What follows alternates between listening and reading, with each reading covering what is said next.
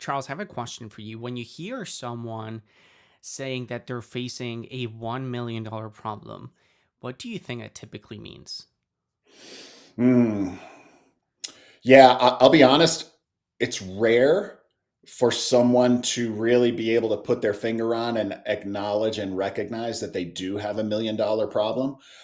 So when they come to me and say, "Hey, I have $1 million problem," it's very typically, categorically, it's some kind of very acute problem, something that just happened, some kind of incident in the business that really cost them a lot, right? So some kind of chargeback, some kind of error, some kind of failure that you can measure in the P&L that shows, oh crap, right? This cost us $1 million.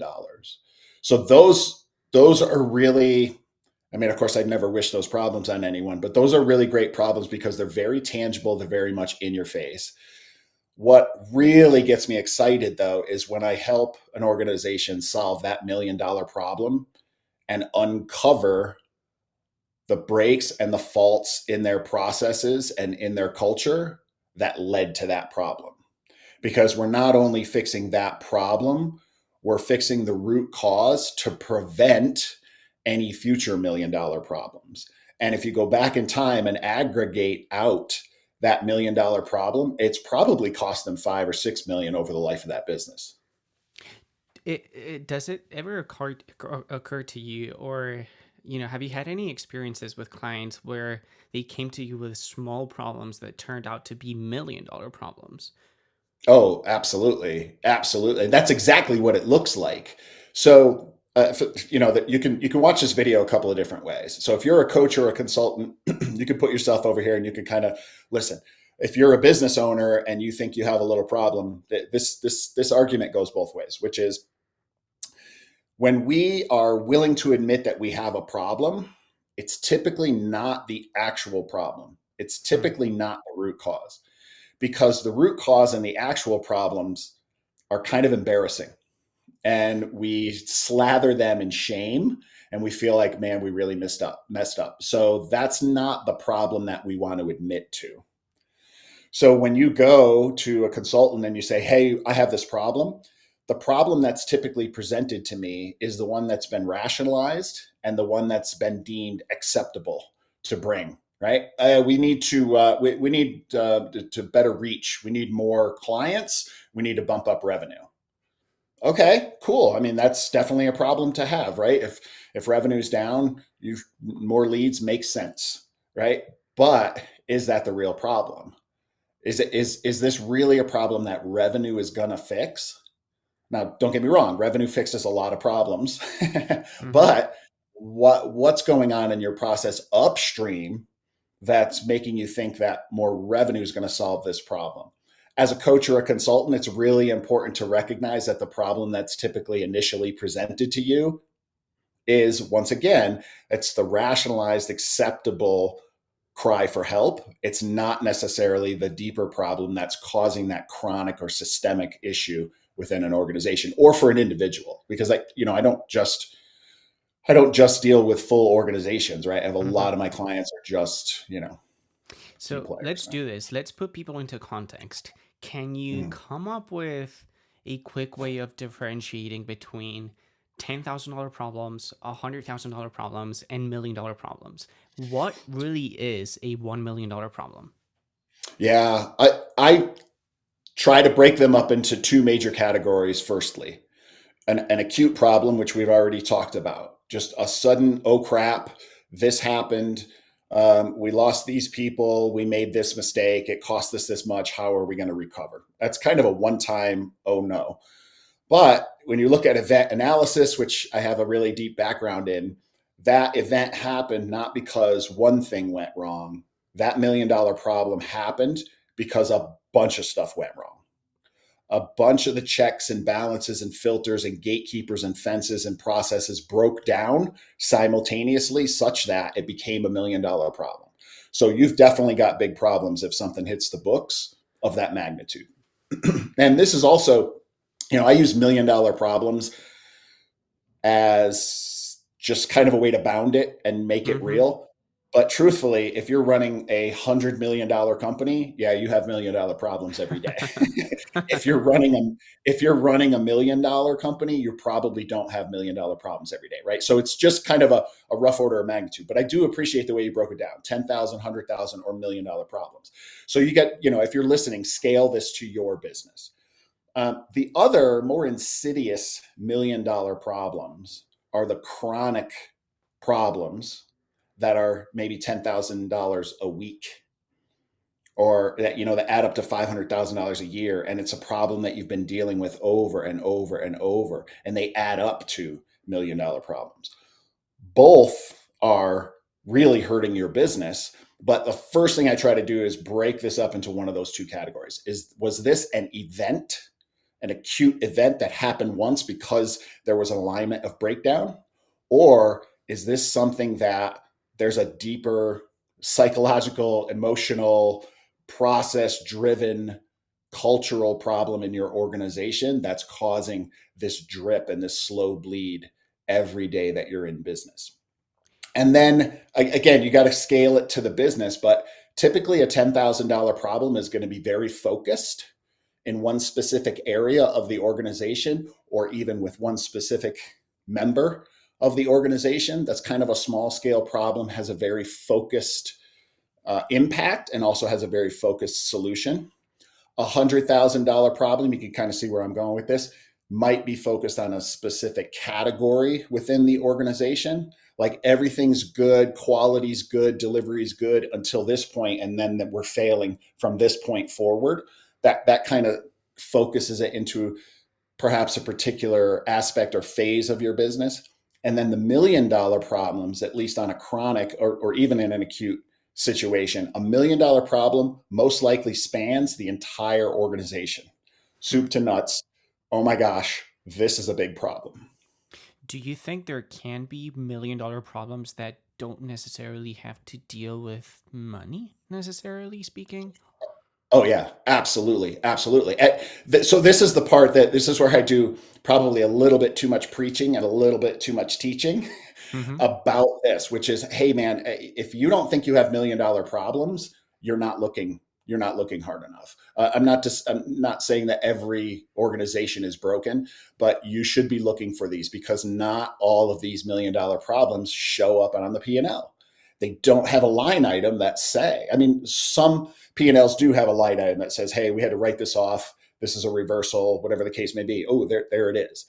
But typically, the problems that I run into are leadership, decision making, culture, turnover, quality. It's really hard to capture those and sum those up. Very sophisticated organizations that are run in a project management style with earned value management systems, you can have charge codes that are listed as costs of poor quality. So I do my job every day. I use this charge code. If something gets sent back to me and I have to redo it, rework it, fix it, I use a different charge code that says, ooh, I did this once and this is the second time. Some organizations are sophisticated enough to have those charges, and they can look at the end of the year and go, holy crap, we spent $735,000 on rework, on lost time, on bad orders that had to be set back, and delays, whatever the case may be. But those are very sophisticated organizations. What are some examples that you can think of real $1 million problems that you typically come across in large organizations? Yeah. So let's talk about like maybe a medium-sized company, right? Sure. Maybe 5 to 50 million or something like that, where $1 million problem is very, very feasible, but also could be a little bit invisible. Okay, $1 million problem in $1 million company, they're bankrupt, they're out of business. It's very obvious. And then on the other end of the spectrum, those giant companies, they have internal measures that kind of focus that. So if you look at a company where $1 million problem can be catastrophic, but also can be very sneaky, right? So you're doing enough business and you're generating enough revenue that you're not noticing the $10,000 a week. It's just kind of building up over time. So when you look at a business like that, there's a few things that can cause $1 million problem. And typically, in a company of that size, to have a problem of that magnitude, you've got to move pretty far up the food chain. Okay. You're not going to have one person on the loading dock who's going to cost you $1 million.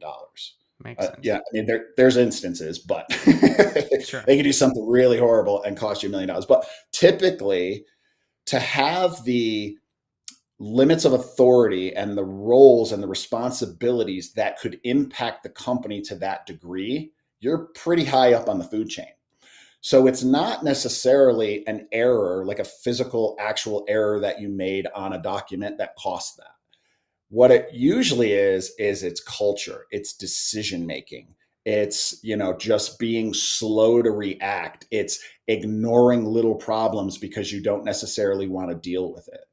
So this is where those $1 million problems really get stomped out through awareness, communication, emotional intelligence, being able to recognize, have I put too much on my managers? Have I not put enough on my leaders? So I don't know if that answered the question It did. completely. Okay, because It, there's so much complexity to it, but typically what I really want to do is just communicate to people that, man, these things add up and they're all over the place and there's all these little, tiny little cuts and across the organization that definitely add up. I think that one of the things that I'm taking away from what you're saying is that it's not easy to identify $1 million problems. Is it true that sometimes people seem to jump to fix what's obviously wrong, but then they miss what truly is the real problem? What's really costing them those millions of dollars? Yeah, now you're speaking my language because it is our instinct Mm-hmm. to see a problem and immediately jump to a solution, right? Whatever it is, that broke. Okay, replace it and fix it. Mm-hmm. Okay, I understand that keeps the ball rolling. But 2 weeks later, hey, it broke again. Okay, replace it again. Okay, it broke again. Okay, replace it again. Now, if you're not paying attention and you just paid $400 each time to fix that thing that broke, that's $1,200. That may not be a big deal to you.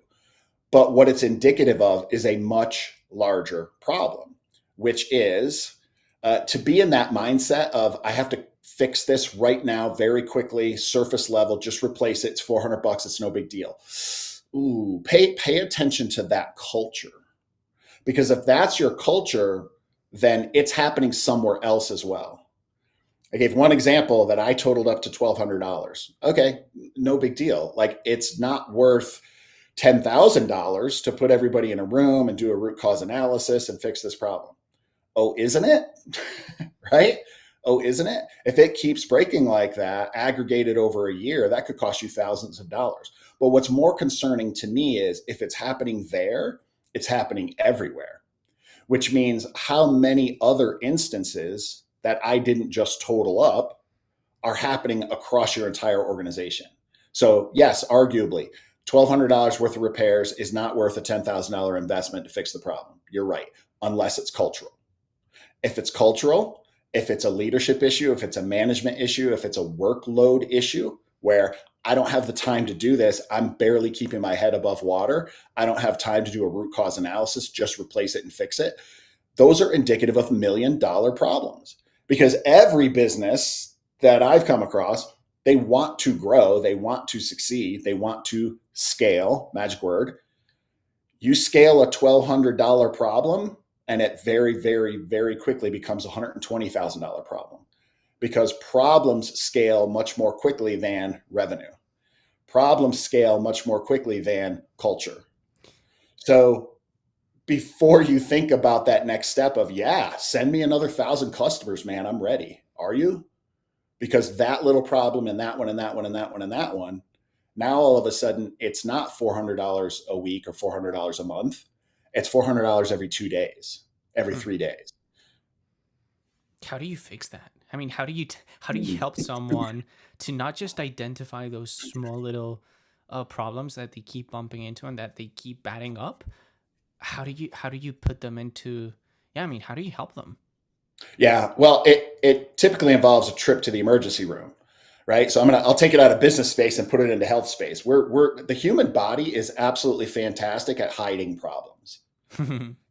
It's fantastic at it. I mean, the entire Unfortunately. human, unfortunately, the entire human body, right? We are designed to survive. Part of that survival mechanism is I'm just going to work around this illness, this shortcoming, this injury, whatever the case may be. Okay. Until you can't, until sepsis, until a major infection, until you stop breathing, until something, right? Something horrible happens. That's what happens in the business world. Businesses have a very similar immune system where they just look at the bottom line and say, are we in the blue or are we in the black? If we're in the blue, or sorry, are we in the black or in the red? That's probably more common. Well, we're in the black. Okay, we're good, right? We're good. We don't have any problems. Or we have some problems, but they're probably not that big of a deal because the bottom line says we're good. Yes, that's one metric. Yes, it's a very important metric. However, just like the human body, your business has an immune system that's really, really good at saying, yeah, we're good, we're good, we're good, Hmm. until you scale up. So most illnesses and most injuries don't show themselves until we scale up, right? Everything's fine. I'm dealing with everything, going about my day. Now, all of a sudden, I need to run. I get a few hours too little of sleep. I skip a meal. Now, all of a sudden, our immune system goes into alert. And that illness, that injury, whatever it is, it's allowed to scale and it's allowed to blossom up. And now it becomes an issue. You've actually been sick for a really long time, but the symptoms were way below the surface. Symptoms. I Un- was waiting for un- you to bring up that word. We don't yeah, actually fix anything until we see a symptom. right. So when I see someone and I see an organization, it's because they're in the ER, right? And they're like, my finger hurts. Fix my finger. And it's like, well, why does your finger hurt? There's a little cut on it. Yeah, but Hmm. we all have little cuts on our fingers. Like, let's be honest, right? Pretty much 360 days a year, these fingers are cut or torn or something, right? But so why does yours hurt? Oh, actually, the reason that your cut hurts is because that your immune system is compromised. Your immune system is compromised because you're running at the ragged edge all day, every day. So this little tiny cut, which your body should have been perfectly capable of healing and dealing with, has now thrown your whole system off. That's what happens in business. They try to scale too fast, and the cut, which they should have been able to deal with pretty easily and pretty quickly, everyone is so stressed. Everyone is running right at the ragged edge of the red line. The system breaks. The immune system fails. And all of a sudden, it's a catastrophic domino effect of failure throughout the entire organization. So typically, the symptoms are money, um, money or money, right? And it's like when a business runs out of money, that's the symptom that takes them to the ER. What would you tell someone who is stuck in a loop, trying to figure out a way of curing symptoms rather than trying to figure out a way of identifying the root cause of their problems? Yeah, if you're in business, you're in a loop. I promise. And that's not a judgment. Don't get me wrong at all, because you got to do today because today pays for tomorrow, right? And so I don't have the time to take today off to fix a problem to make tomorrow better, because if I take today off, tomorrow doesn't exist. Today feeds tomorrow. And so a lot of organizations are in that loop right now where they're like, we do not have the time or the money or the resources. I don't think you understand, Charles. Like, we are not week to week, we are day to day. And if we don't keep working, all the wheels come off the cart and everything fails. That's a pretty strong indicator. If you just rationalize that to yourself, where, oh, this is bull, nobody has the time to step back and do this kind of work. That's pie in the sky stuff. Real business and real work means just getting in there and grinding every day. That's a pretty strong symptom that you are fighting the same fires every day, and it would really, really benefit you to rip that band-aid off, take the day and fix those cyclical, systemic, chronic problems that are holding you back, because they're not just annoying. They're literally choking your business and they're preventing you from being able to scale. And if you've tried to scale in the past and things very, very quickly went out of balance, whoa, whoa, whoa, okay, okay, okay, pull back, pull back, pull back. That's a really strong indicator as well that you have organizational, procedural, process driven problems that are holding you exactly right where you are. You've maxed out what you can do with your current organization and with your current alignment. If there's an executive watching this video right now, what is a question that they should be asking themselves, perhaps once a week, once a month, once a day, to try to identify $1 million blind spots? Mm-mm. I, me personally, I don't ask questions. I go watch. I Okay. go look.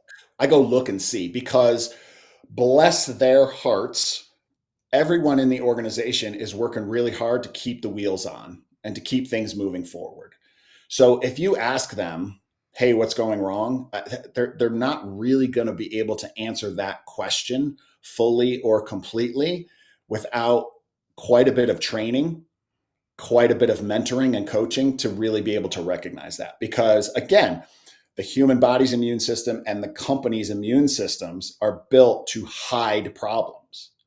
So the front line has problems all day, every day, but they've internalized them and they think, yeah, this is my job. This is what I get paid for. I get paid to solve this problem every day.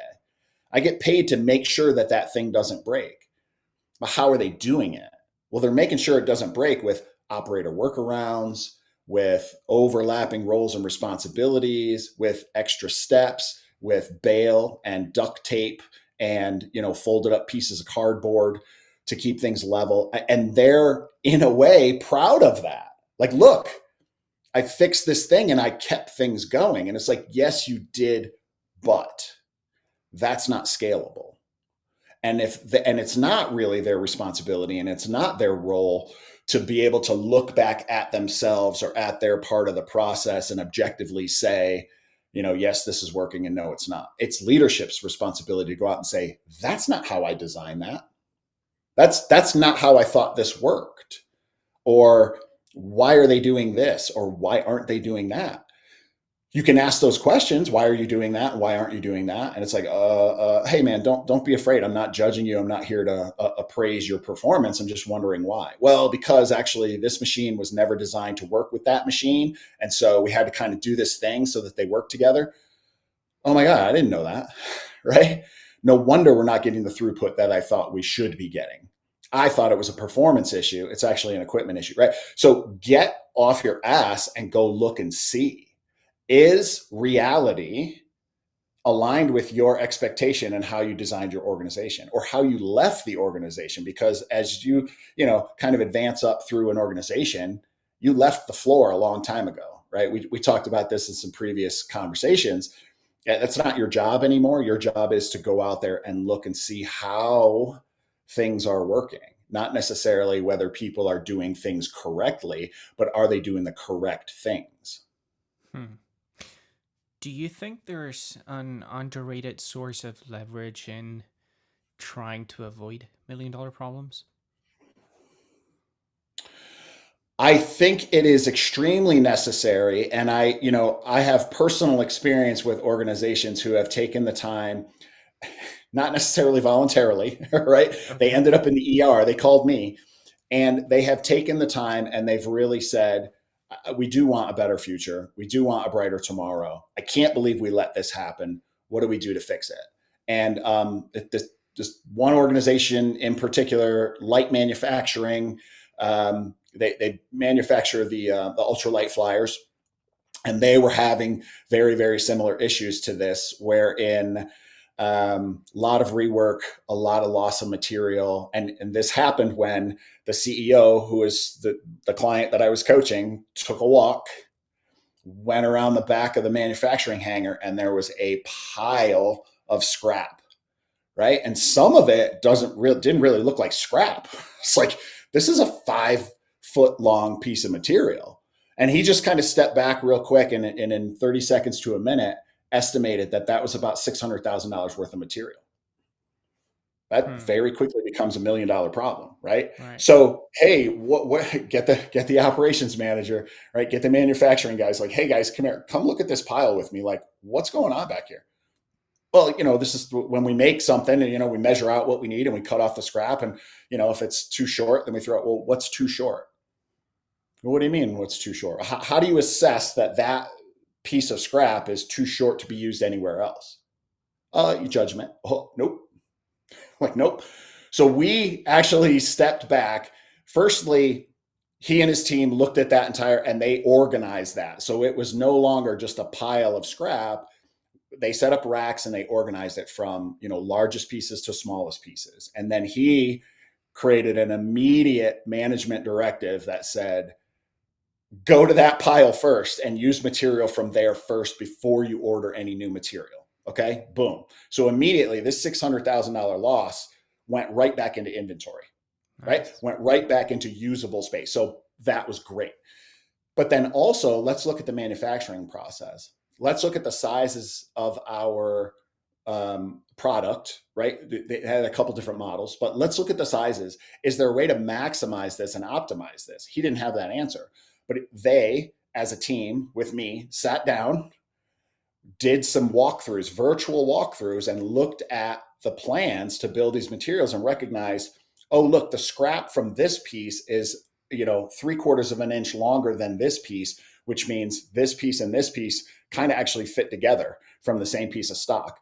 They went through all their models and did that and recognized that, and then created a cut plan, is what they called it, to Hmm. recognize that, okay, when I cut this piece, that piece of scrap is actually this piece. So let's move it over here. And then they set up a really sophisticated 5S program where they labeled sections on the shelves that said, this is this piece and this is this piece. So when they pulled out a brand new piece of stock and cut it off for this piece and then put it into place to weld it, they took that scrap and went, that goes here. Whoop. And now when I'm building that subsection, I go, I need this piece, and this piece. They go to the shelf first and they take. And if there's an empty, then they go cut. Right. So that's a really good example of a leader who just was paying attention to the numbers. And he's like, we're losing money. This isn't nearly as profitable as I thought it was going to be. Material costs are really high. Well, heck yeah. You're throwing a Hmm. third of your material away. So it's not always about asking the questions if your team doesn't understand the problem and they're not trained to do that. And arguably, these craftsmen who are, certified welders and mechanics and electricians, they're not thinking process improvement. They're not thinking Right. about maximizing material because they don't do the finance. They don't do the Right. P&L. Right? Um, just for fun, Charles, let's actually put ourselves in the shoes of an organization that's doing pretty well. Projections for the next few quarters look absolutely wonderful. It's all sunshine and rainbow.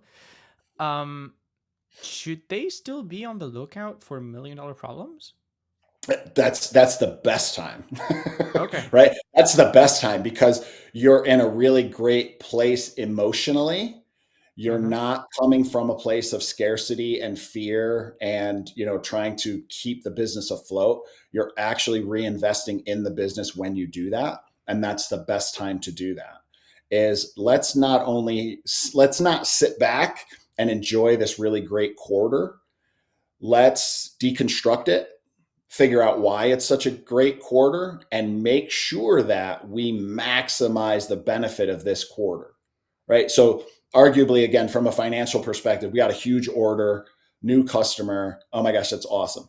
All right, 3 times the volume that we're used to per quarter. Okay, so firstly, the before you go cash in those checks, the huge benefit and the windfall of having that great quarter really is incumbent on you to perform and protect that margin.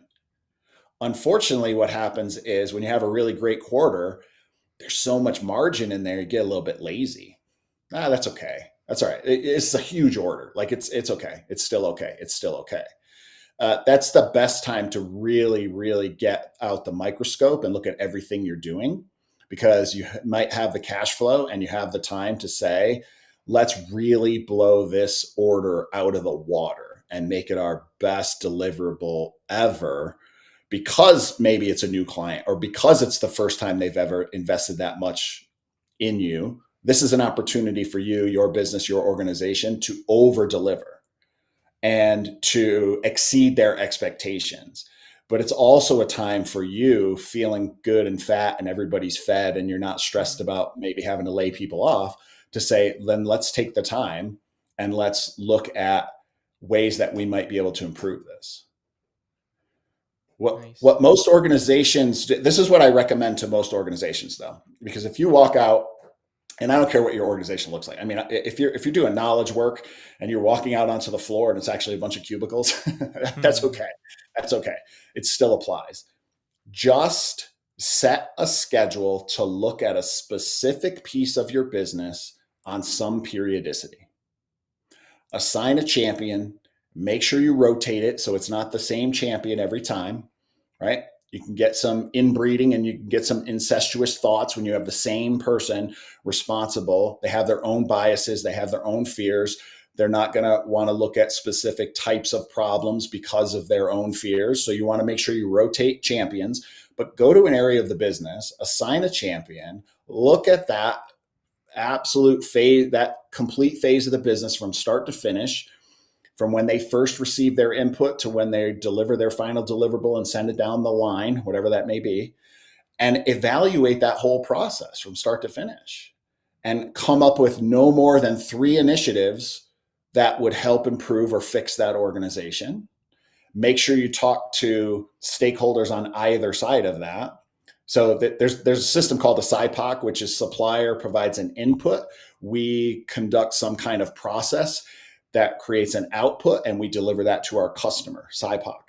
Make sure when you're evaluating that specific group within the organization, you're talking to suppliers and customers also, because in a lot of cases, the supplier does not understand what my phase of the process is, and therefore is maybe sending things to me that would be very easy for them to change. It's very difficult for me to change. And likewise, hey, here's my output. Here you go, customer. Now you take it and do your thing. Oh, now I have to do this thing where I pull out this plug and I remove this kind of stuff so I can do my stuff. Well, wait a minute. It's costing us time. We're putting in that plug and we are attaching that thing. And then I give it to you and then you immediately take it back out. Well, yeah, didn't you know we changed this and now it's like this? No, I didn't know that. Okay, you just saved both teams time and effort, and ultimately that bubbles down to the bottom line, right? So I great organizations will just set up a schedule and they'll look at different facets and different phases of their organization on some periodicity, and they always have 1, 2, 3 at the most initiatives ongoing to make little improvements. Charles, if someone wants to hire you because they think that they have a $1 million problem that they need fixing and they want a little bit of help, how do they get in touch with you? Hit the website, right? therealcharlesbrown.com. Pretty active on LinkedIn as well. And obviously we record these videos pretty frequently. Reach out anyway. And I mean, that's a real easy cry for help, which is, I think I have $1 million problem. That's it. We have a conversation and I help you firstly define your problem statement. I think this is the problem. One of the things I do really, really well is get to the actual solid problem statement, which is, I understand that this is the symptom and this is what you think your $1 million problem is, but what is that really costing you? What's really causing the problem? Coming up with a really crystal clear problem statement. And then sometimes that's enough for a lot of people to be able to just kind of smack themselves in the head and say, oh my gosh, why didn't I see this? Well, because you're in your business, man. You're in the eye of your own hurricane. You can't see that stuff. That's where professional a perspective can be really, really helpful. But also just having a conversation. And I'm really good at saying, yeah, that's something that I fix, or no, that's something I don't fix. Well, I think today's has been absolutely stunning. Bunch of golden nuggets that people can walk away with. There's gonna be more coming soon. I'm excited to do a little profile on someone on a leader that is going to drive some it's gonna drive some engagement and some comments, I think. Anyways, appreciate your time, Charles. Yeah, likewise.